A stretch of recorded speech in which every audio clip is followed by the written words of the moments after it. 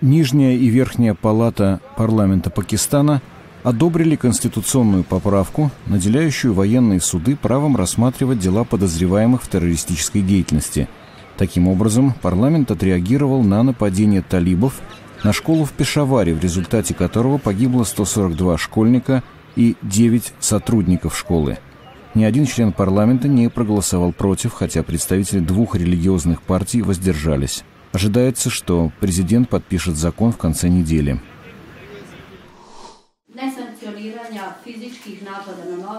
В столице Боснии и Герцеговины Сараеве журналисты провели пресс-конференцию, чтобы выразить протест против давления на средства массовой информации.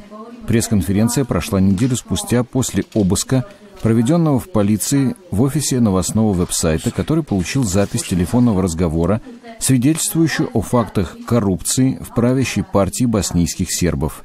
ОБСЕ осудила эту акцию полиции как грубое вмешательство в дела прессы.